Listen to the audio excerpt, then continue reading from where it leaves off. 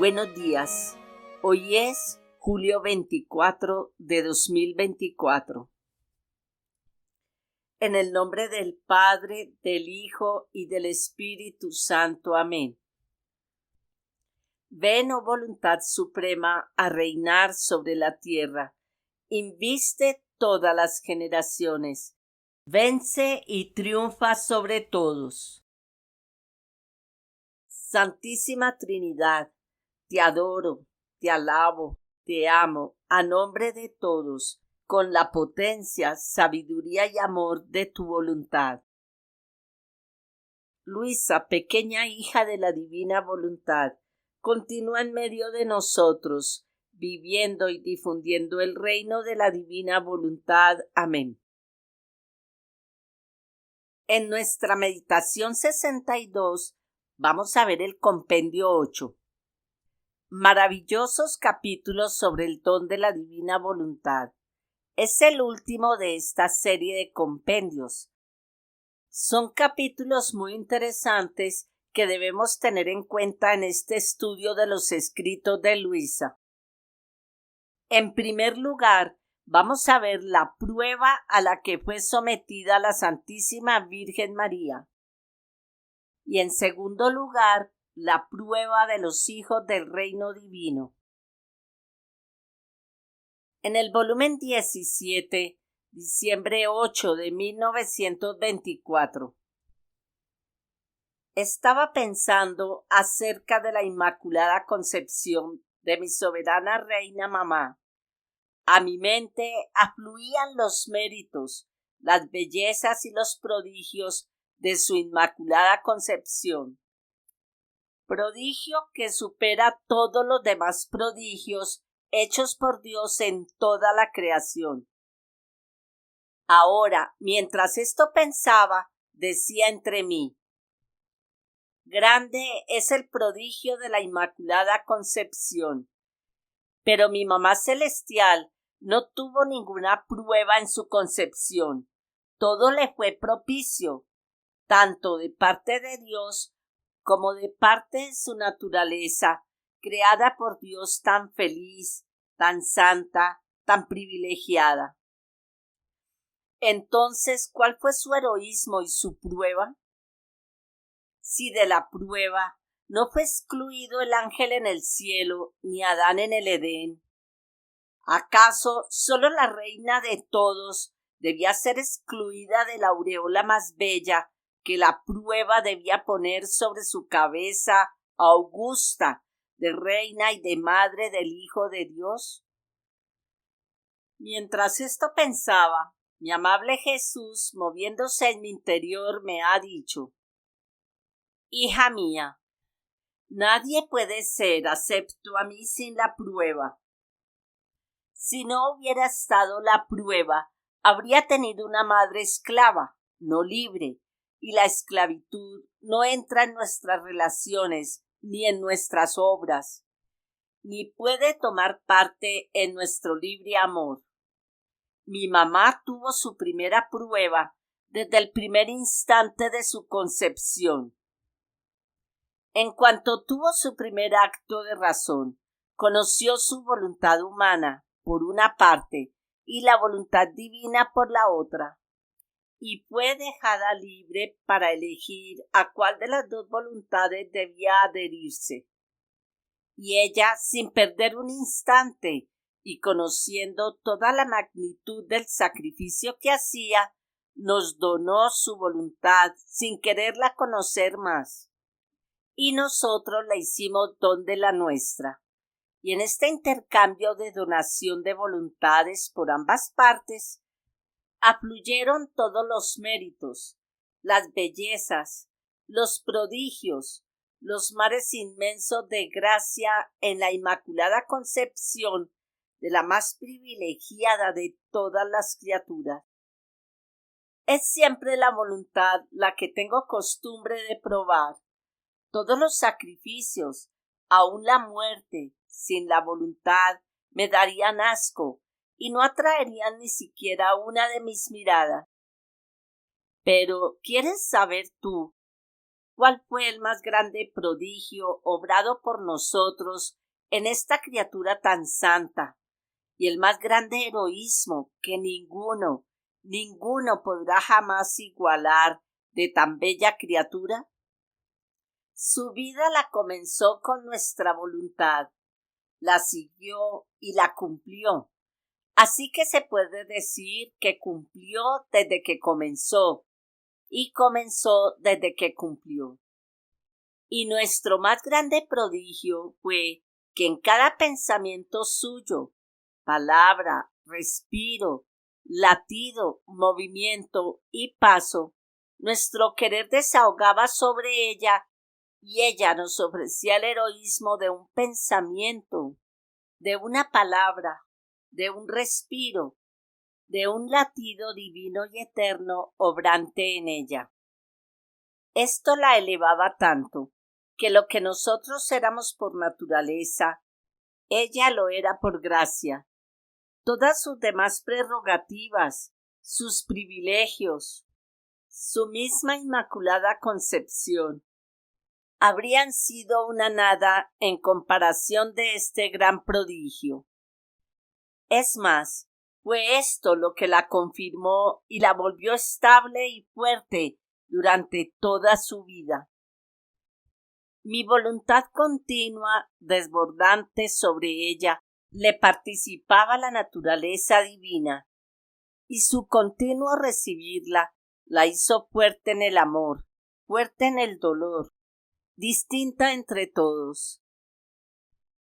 Fue esta nuestra voluntad obrante en ella lo que atrajo al Verbo a la tierra, lo que formó la semilla de la fecundidad divina para poder concebir un hombre y Dios sin obra humana, y la hizo digna de ser madre de su mismo Creador.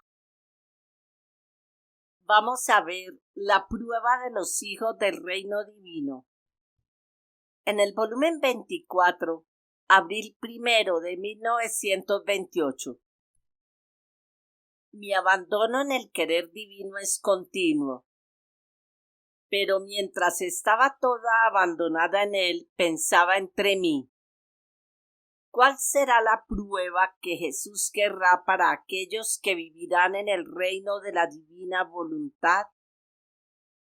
Si Jesús quiere de todos una prueba de fidelidad para confirmar el estado al cual lo llama y para estar seguro de poder confiar a la criatura los bienes que le quiere dar, mucho más a estos hijos de su reino, que será el estado más sublime que pueda existir, les pedirá esta prueba.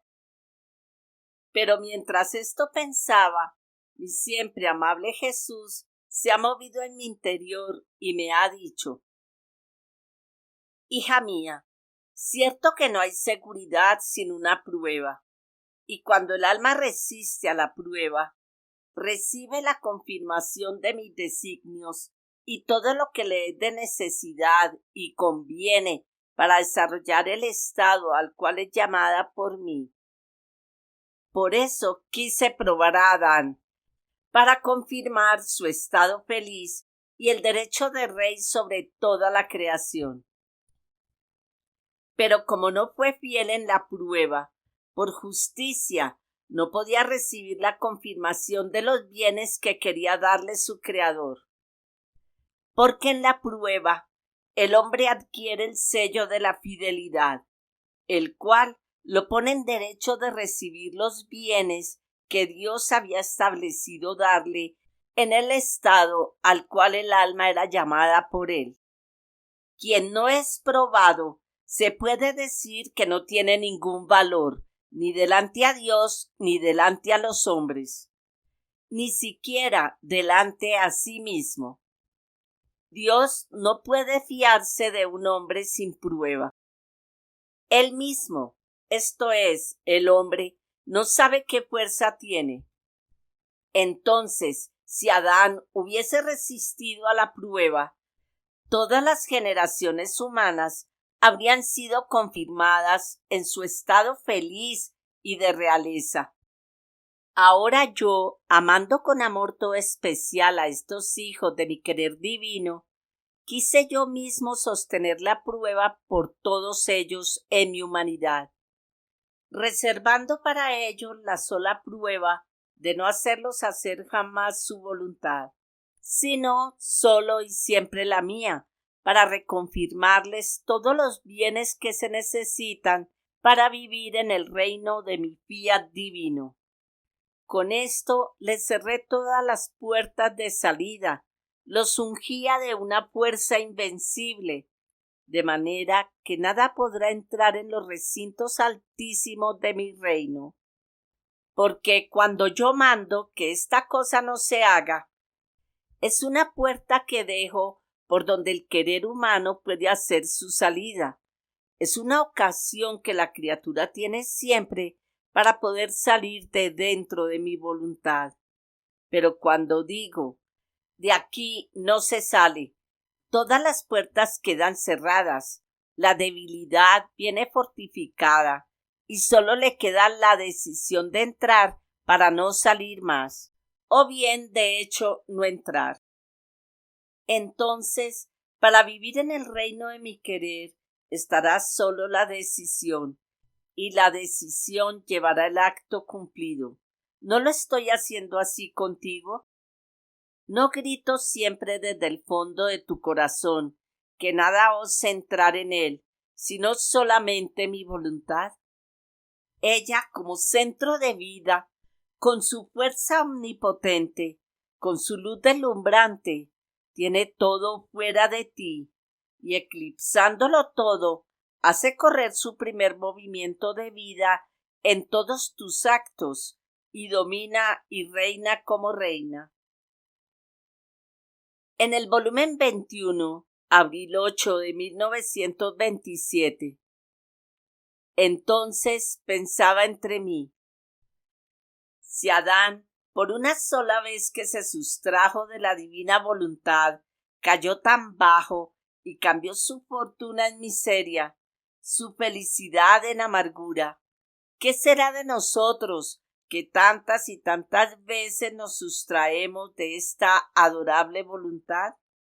Pero mientras esto pensaba, mi amado y único bien ha agregado: hija mía, Adán cayó tan bajo porque se sustrajo de una voluntad expresa de su Creador, en la cual venía encerrada la prueba, para probarlo en su fidelidad hacia aquel que le había dado la vida y todos los bienes que poseía, mucho más que lo que Dios pedía de él ante los tantos bienes que gratuitamente le había dado, era que se privara de los tantos frutos que le había otorgado, solo de uno, por amor a aquel que tanto le había dado. Y en este pequeño sacrificio que Dios quería de él, le había hecho saber que no quería otra cosa que estar seguro de su amor y de su fidelidad. Adán debería haberse sentido honrado de que su Creador quería estar seguro del amor de su criatura. Se acrecentó la culpa porque aquel que lo atrajo y persuadió a caer no era un ser superior a él, sino una vil serpiente, su capital enemigo. Su caída trajo más graves consecuencias, porque era la cabeza de todas las generaciones. Por eso todos los miembros debían sentir como connaturalmente los efectos del mal de su cabeza. Mira entonces que cuando una voluntad mía es expresa, querida y mandada, el pecado es más grave y las consecuencias son irremediables. Y sólo mi misma voluntad puede reparar tanto mal como sucedió a Adán. En cambio, cuando no es expresa, si bien la criatura está en deber de pedir para conocer mi voluntad en su obrar, si dentro de su acto entra un bien, es la pura gloria mía. Pero si no es expresa, no es tan grave el mal, y es más fácil encontrar remedio.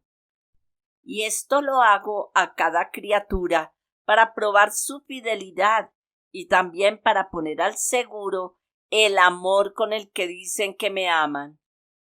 ¿Quién es aquel que no quiere estar seguro de un terreno que adquiere, que hasta llega a ser las Escrituras? ¿Quién es aquel que no quiere estar seguro de la fidelidad de un amigo, de la lealtad verdadera de un siervo?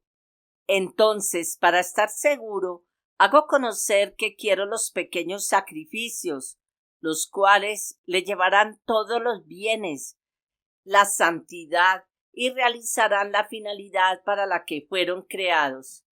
En cambio, si son reacias, todo estará trastornado en ellas y todos los males le lloverán encima. Pero el no hacer mi voluntad es siempre un mal, más o menos grave según el conocimiento que de ella se posee. Vamos a ver, modo permisivo, modo querido. En el volumen 28, febrero 8 de 1931. Hija mía buena, ánimo, tú debes saber que mi voluntad divina obra en dos modos, en modo querido y en modo permisivo. Cuando obra en modo querido, son designios que cumple, santidad que forma, y la criatura que recibe este acto querido de mi voluntad, lo recibe dotado de luz, de gracia, de ayuda. Nada debe faltar a esta afortunada criatura para cumplir este acto querido por mi voluntad. En cambio, cuando obra en modo permisivo, y esto sucede cuando las criaturas, con el libre arbitrio de la voluntad que tienen, buscan atar las manos al Omnipotente. Más adelante dice, mi voluntad permisiva es con justicia ceguera, y quién sabe a dónde irán a precipitarse.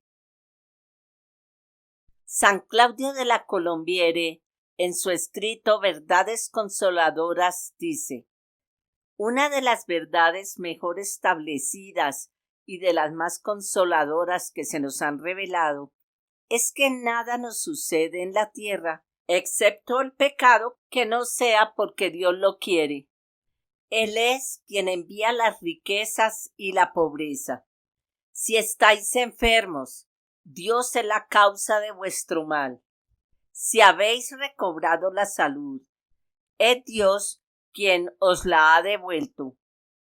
Si vivís, es solamente a Él a quien debéis un bien tan grande. Y cuando venga la muerte a concluir vuestra vida, será de su mano de quien recibiréis el golpe mortal. Pero cuando nos persiguen los malvados, ¿debemos atribuirlo a Dios? Sí.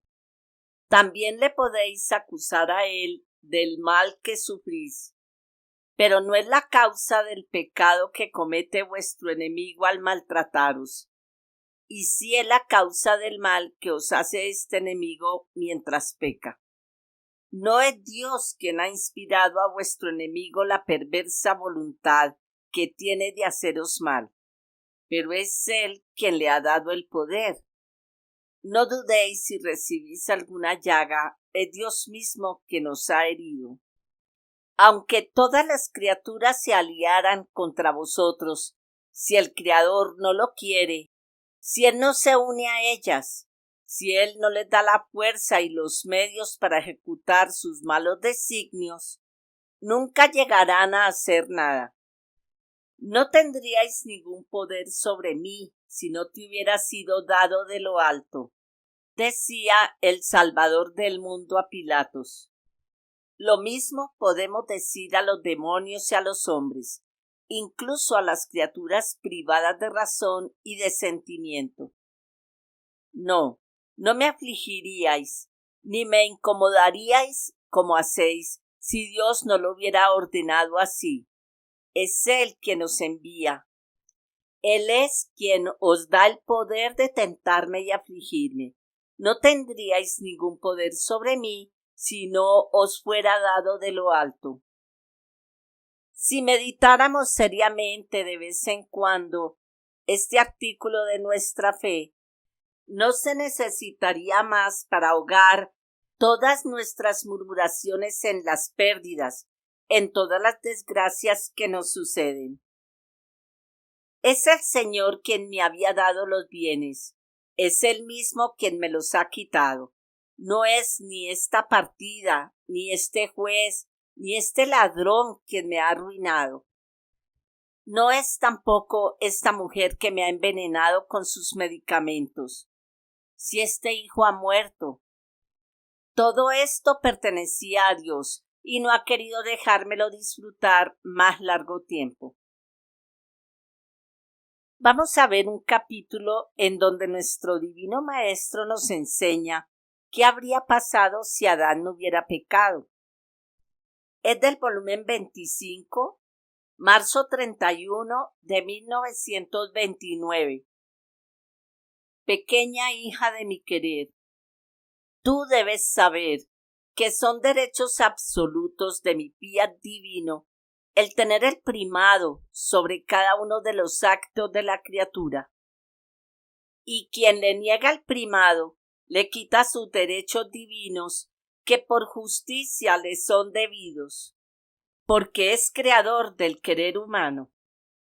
¿Quién puede decirte, hija mía, cuánto mal puede hacer una criatura cuando llega a sustraerse de la voluntad de su creador?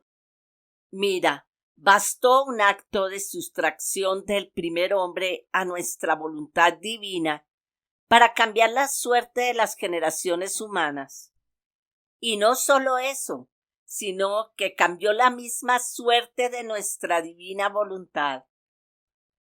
Si Adán no hubiese pecado, el Verbo eterno, que es la misma voluntad del Padre Celestial, debía venir a la tierra glorioso, triunfante y dominador, acompañado visiblemente por su ejército angélico, que todos debían ver, y con el esplendor de su gloria debía fascinar a todos y atraer a todos a sí con su belleza. Coronado como rey y con el cetro de mando para ser rey y cabeza de la familia humana, de modo de darle el gran honor de poder decir: tenemos un rey, hombre y Dios. Mucho más que tu Jesús no descendía del cielo para encontrar al hombre enfermo, porque si no se hubiera sustraído de mi voluntad divina, no debían existir enfermedades, ni de alma ni de cuerpo, porque fue la voluntad humana la que casi ahogó de penas a la pobre criatura. El fiat divino era intangible de toda pena, y tal debía ser el hombre. Por lo tanto, yo debía venir a encontrar al hombre feliz, santo y con la plenitud de los bienes con los cuales lo había creado. En cambio, porque quiso hacer su voluntad, cambió nuestra suerte. Y como estaba decretado que yo debía descender sobre la tierra, y cuando la divinidad decreta, no hay quien la aparte, solo cambié modo y aspecto. Así que descendí, pero bajo vestidos humildísimos, pobre, sin ningún aparato de gloria, sufriente, llorando y cargado con todas las miserias y penas del hombre. La voluntad humana me hacía venir a encontrar al hombre infeliz, ciego, sordo y mudo, lleno de todas las miserias, y yo para sanarlo lo debía tomar sobre mí, y para no infundirle espanto, debía mostrarme como uno de ellos para hermanarlos y darles las medicinas y remedios que se necesitaban. Así que el querer humano tiene la potencia de volverse feliz o infeliz, santo o pecador, sano o enfermo.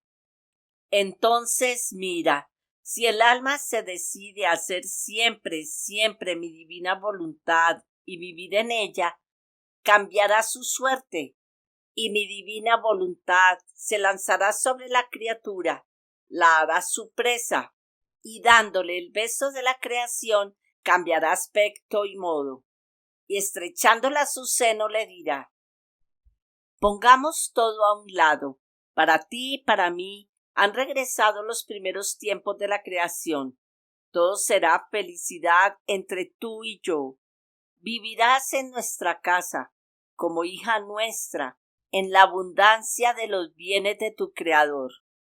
Escucha, mi pequeña recién nacida de mi divina voluntad. Si el hombre no hubiese pecado, no se hubiese sustraído de mi divina voluntad, yo habría venido a la tierra, pero ¿sabes cómo? Lleno de majestad, como cuando resucité de la muerte, que si bien tenía mi humanidad similar al hombre, unida al Verbo eterno, pero con qué diversidad mi humanidad resucitada era glorificada, vestida de luz, no sujeta ni a sufrir ni a morir, era el divino triunfador. En cambio, mi humanidad antes de morir estaba sujeta, si bien voluntariamente, a todas las penas. Es más, fui el hombre de los dolores. Y como el hombre tenía aún los ojos ofuscados por el querer humano, y por eso aún enfermo, pocos fueron los que me vieron resucitado, lo que sirvió para confirmar mi resurrección. Después subí al cielo para dar tiempo al hombre de tomar los remedios y las medicinas, a fin de que curase y se dispusiera a conocer mi divina voluntad, para vivir no de la suya, sino de la mía, y así podré hacerme ver lleno de majestad y de gloria en medio a los hijos de mi reino. Por eso mi resurrección es la confirmación del fiat voluntas tua, cum in cielo così in terra. Después de un tan largo dolor sufrido por mi divina voluntad por tantos siglos, por no tener su reino sobre la tierra y su absoluto dominio, era justo que mi humanidad pusiera a salvo sus derechos y realizase mi y su finalidad primaria, la de formar su reino en medio a las criaturas. En el siguiente capítulo, nuestro Señor nos habla del cambio que habrá en la tierra. Podemos relacionarlo con Isaías 11. En el volumen 24, junio 25 de 1928. ¿Cuántas cosas grandes hará el reino de mi fiat divino? Tanto que todos los elementos están a la espera: el sol, el viento, el mar, la tierra y toda la creación, para poner fuera de su seno todos los bienes y efectos que contienen. Porque no reinando en medio de las criaturas aquella divina voluntad que domina en ellos, no ponen fuera todos los bienes que encierran en ellos, dándoles sólo lo que les conviene a título de limosna y de siervos. Así que la tierra no ha producido todos los gérmenes, el sol, no encontrando todos los gérmenes, no produce todos los efectos y bienes que posee, y así de todo lo demás. Por eso todos esperan el reino del fiat para hacer ver a estos cuán ricos son y cuántas cosas admirables ha puesto en ellos su Creador por amor de aquellos que debían ser los hijos de su querer. Vamos a ver caminos para recibir los sufragios en el purgatorio. En el volumen 20, noviembre 3 de 1926.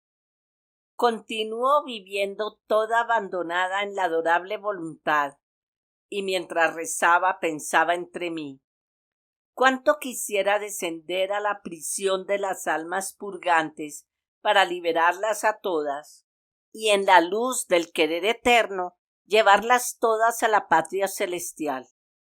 Mientras estaba en esto, mi dulce Jesús, moviéndose en mi interior, me ha dicho: Hija mía, por cuanto más estuvieron sometidas a mi voluntad las almas que han pasado a la otra vida, por cuantos más actos hicieron en ella, tantos más caminos se formaron para recibir los sufragios de la tierra.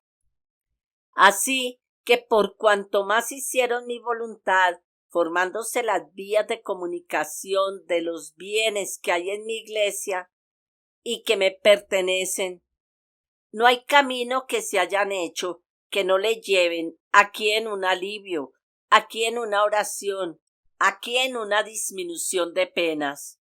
Los sufragios caminan por estos caminos regios de mi querer, para llevar a cada una el mérito, el fruto y el capital que se han formado en mi voluntad. Por eso, sin ella, no hay caminos ni medios para recibir los sufragios. Si bien los sufragios y todo lo que hace la Iglesia descienden siempre al purgatorio, pero van a aquellos que se formaron los caminos. Para los demás que no hicieron mi voluntad, los caminos están cerrados, o bien, de hecho, no existen. Y si se salvaron es porque al menos en el punto de muerte reconocieron el supremo dominio de mi querer. Lo han adorado y se han sometido a él, y este último acto los ha puesto a salvo. De otra manera no podrían ni siquiera salvarse. Para quien ha hecho siempre mi voluntad, no existen caminos para el purgatorio. Su camino es directo al cielo. Quien no en todo y siempre, pero en gran parte ha reconocido mi querer y se ha sometido a él, se ha formado tantos caminos y recibe tanto que enseguida el purgatorio la envía al cielo. Ahora, así como las almas purgantes para recibir los sufragios debían haberse formado los caminos, así los vivientes para mandar los sufragios deben hacer mi voluntad para formarse los caminos y hacer llegar los sufragios al purgatorio. Si hacen sufragios y de mi voluntad están alejados, sus sufragios, faltando la comunicación de ella, que es la única que une y vincula a todos, no encontrarán el camino para llegar, los pies para caminar, la fuerza para dar el alivio. Serán sufragios sin vida, porque falta la verdadera vida de mi querer, que es el único que tiene virtud de dar vida a todos los bienes. Por cuanto más de mi voluntad posee el alma, tanto más valor contienen sus oraciones, sus obras, sus penas. Así que más alivio puede llevar a esas almas benditas. Yo mido y doy valor a todo lo que puede hacer el alma por cuanto de mi voluntad posee. Si en todos sus actos corre mi querer, la medida que hago es grandísima. Es más, no termino jamás de medir, y le doy tal valor que no se puede calcular su peso. En cambio, si no se tiene tanto de mi querer, la medida es escasa y el valor es de poca monta. Y si no se tiene nada, por cuanto el alma haga, yo no tengo que medir ni qué valor dar. Por lo tanto, si no tienen valor, ¿cómo pueden llevar el alivio a esas almas que en el purgatorio no reconocen otra cosa, ni pueden recibir sino solo lo que produce mi fiat eterno? Pero ¿sabes tú quién puede llevar todos los alivios, la luz que purifica, el amor que transforma? Quien en todo posee la vida de mi querer, y éste domina triunfante en ella. Esta ni siquiera tiene necesidad de caminos, porque poseyendo mi voluntad tiene derecho a todos los caminos. Puede ir a todos los puntos, porque posee en sí misma el camino regio de mi querer para ir a aquella cárcel profunda, para llevarles todos los alivios y las liberaciones. Mucho más que al crear al hombre, nosotros le dimos como su heredad especial nuestra voluntad, y es reconocido por nosotros todo lo que ha hecho en los confines de nuestra heredad, con la que lo dotamos. Todo lo demás no es reconocido por nosotros, no es cosa nuestra, ni podemos permitir que entre en el cielo ninguna cosa que no haya sido hecha por las criaturas, o en nuestra voluntad, o al menos para cumplirla. Dado que la creación salió del fiat eterno, nuestra voluntad celosa no deja entrar ningún acto en la patria celestial que no haya pasado dentro de su mismo fiat. Oh, si todos conocieran qué significa voluntad de Dios, y que todas las obras, tal vez aparentemente buenas, pero vacías de ella, son obras vacías de luz, vacías de valor, vacías de vida. Y en el cielo no entran obras sin luz, sin valor y sin vida. Oh, cómo estarían atentos a hacer en todo y para siempre mi voluntad. Vamos a ver jerarquía de los hijos del reino del fiat divino. En el volumen 23, febrero 28 de 1928. Hija mía, así como tengo la jerarquía de los ángeles con 9 coros distintos, así tendré la jerarquía de los hijos del reino de mi fiat divino. Ese reino tendrá sus 9 coros, y se distinguirán el uno del otro por la variedad de las bellezas que habrán adquirido con el conocer, quién más y quién menos, los conocimientos que pertenecen a mi fiat.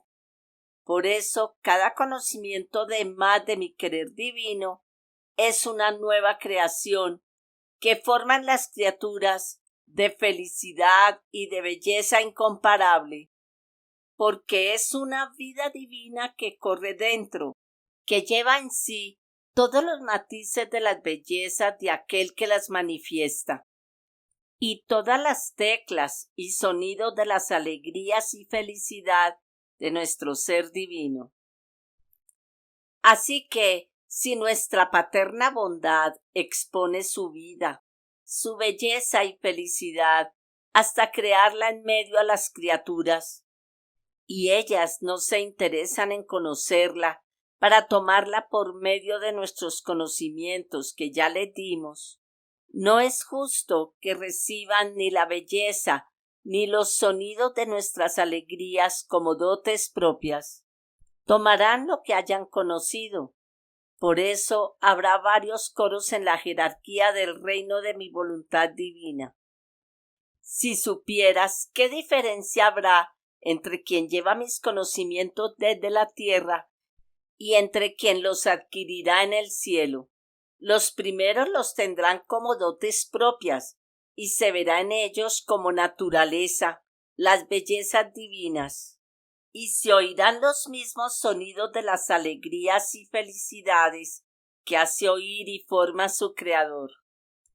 En cambio, en los segundos, no será ni naturaleza en ellos ni dotes propias, sino que los recibirán por efecto de comunicación de los anteriores, casi como la tierra recibe los efectos del sol, pero ella no posee la naturaleza del sol.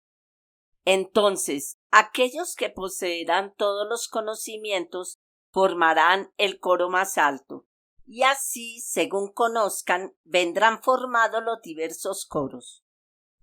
Pero todos aquellos que hayan adquirido estos conocimientos, sea en todo o en parte, tendrán el noble título de hijos de mi reino, porque estos conocimientos sobre mi fiat, para quien tiene el bien de conocerlos, para hacer de ellos vida propia, tienen virtud de ennoblecer a la criatura y hacer correr en su alma los humores vitales de la vida divina y de elevarla a su origen primero.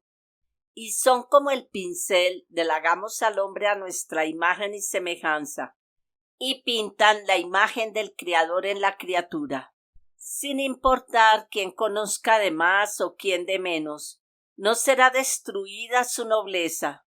Sucederá como por ejemplo de una familia noble que tiene muchos hijos. Algunos de estos hijos se dan al estudio, otros a las bellas artes. Así que estos se elevan de más, tienen puestos altos y decorosos, son más conocidos, amados y estimados, porque por las ciencias que poseen hacen más bien en medio de las gentes, lo que no hacen los otros hermanos. Pero con todo y que éstos con sus sacrificios se elevan tanto, no destruye el que los otros hermanos sean nobles, porque todos llevan en ellos la sangre noble de su padre. Por eso visten noblemente, tienen modos nobles en el obrar y en el hablar, en todo. Así serán los hijos de mi fiat, todos nobles. Perderán la rudeza del querer humano, los míseros harapos de las pasiones, las tinieblas de las dudas, de los temores, serán puestas en fuga por la luz de mis conocimientos, y arrojará a todos en un mar de paz. En el volumen 35, agosto 9 de 1937, la reina del cielo formará la nueva jerarquía en su heredad. Hija mía, nos faltaría la fuerza si no eleváramos a la criatura que vive en nuestra voluntad hasta el nivel de nuestra semejanza y hacerla poseer nuestros bienes. Tan es verdad que mi Madre Celestial, como vivía en mi fiat, poseía la misma vida de Él. Nos amamos con un solo amor. Amamos a las almas con un amor gemelo. Y es tanto nuestro amor por ella que así como nosotros tenemos la jerarquía de los ángeles en el cielo, la diversidad de las órdenes de los santos, ella, por ser la emperatriz celestial, la heredera de la gran herencia de nuestra voluntad, cuando este reino se forme sobre la tierra, la gran señora llamará a sus hijos a poseer su herencia, y le daremos la gran gloria de hacerla formar la nueva jerarquía, semejante a los 9 coros de los ángeles. Así que tendrá el coro de los serafines, el de los querubines y así de todos los demás coros. Como también formará el orden de los santos que han vivido de su heredad, y después que los haya formado en la tierra, los transportará al cielo, circundándose de la nueva jerarquía, regenerados en el fiat divino, en su mismo amor, habiendo vivido en su heredad. Esto será el cumplimiento de la obra de la creación, nuestro consummatum resta. Porque hemos tenido el reino de nuestro querer en las criaturas, en virtud de la celestial heredera, que quería dar la vida por cada uno para hacerlo reinar. Y ¿cómo quedaremos glorificados, felices de que la soberana señora tenga su jerarquía como la tenemos nosotros? Mucho más que la nuestra será suya y la suya será nuestra, porque todo lo que se hace en nuestro querer es inseparable. Si tú supieras cuánto ama a las almas esta celestial reina. Ella, copia fiel de su Creador, mira en sí misma y encuentra sus mares de amor, de gracia, de santidad, de belleza, de luz. Mira a las criaturas y quiere darse toda sí misma con todos sus mares, a fin de que posean a la mamá con todas sus riquezas. Ver a los hijos pobres mientras la madre es tan rica, y solo porque no viven en la heredad de la madre, es un dolor. Ella los quisiera ver en sus mares de amor, que amaran a su Creador como ella lo ama, escondidos en su santidad, embellecidos con su belleza, llenos de su gracia, y no viéndolos así, si no fuese por el estado de gloria en que se encuentra, donde las penas no tienen lugar, por puro dolor habría muerto por cada criatura que no viviera en el querer divino. Por eso ella ruega incesantemente, pone en oración todos sus mares para conseguir que la divina voluntad se haga como en el cielo así en la tierra. Es tanto su amor que en virtud de nuestro querer se biloca en cada una de las criaturas para preparar el interior de sus almas, las pone de acuerdo a su corazón materno, se las estrecha entre sus brazos para disponerlas a recibir la vida del Fiat Supremo. ¿Cuál era el ideal de Jesús en la creación? ¿Y qué perdió Dios? Pensamos que Dios no perdió nada, pues es Dios. Sin embargo, miremos lo que nuestro Divino Maestro nos enseña. En el volumen 19, junio 20 de 1926. Hija mía, si bien eres pequeña y recién nacida en mi voluntad y vives en el reino de mi querer, tu pequeñez es mi triunfo, y cuando te veo obrar en él, yo me encuentro en el reino de mi voluntad como un rey que ha sostenido una larga guerra. Y como su ideal era la victoria, al verse victorioso, se siente aliviado de la sangrienta batalla, de las fatigas sufridas y de las heridas aún impresas en su persona, y su triunfo viene formado al verse circundado de las conquistas que ha hecho. El rey quiere mirar todo, su mirada quiere recrearse en el reino conquistado, y triunfante sonríe y hace fiesta. Así soy yo. Mi ideal en la creación era el reino de mi voluntad en el alma de la criatura. Mi primer fin era el de hacer del hombre otras tantas imágenes de la Trinidad Divina, en virtud del cumplimiento de mi voluntad sobre él. Pero en cuanto el hombre se sustrajo de ella, yo perdí mi reino en él. Y durante 6000 años he debido sostener una larga batalla. Pero por cuán larga no he dejado aparte mi ideal, ni mi primera finalidad, ni la dejaré. Y si vine en la redención, vine para realizar mi ideal y mi primera finalidad. Esto es el reino de mi voluntad en las almas. Tan es verdad que para venir formé mi primer reino del querer supremo en el corazón de mi mamá inmaculada. Fuera de mi reino jamás habría venido a la tierra. Así que sufrí cansancio y penas, quedé herido y finalmente asesinado. Pero el reino de mi voluntad no fue realizado. Arrojé los fundamentos, hice los preparativos, pero la batalla sangrienta entre la voluntad humana y la divina ha continuado aún. Más adelante dice, mira, todos tienen su ideal, y cuando lo realizan, entonces están contentos. Aún el pequeño niño tiene su ideal de asirse al pecho de la mamá, y mientras llora y solloza, con solo que la mamá le abra el seno, el niño cesa de llorar.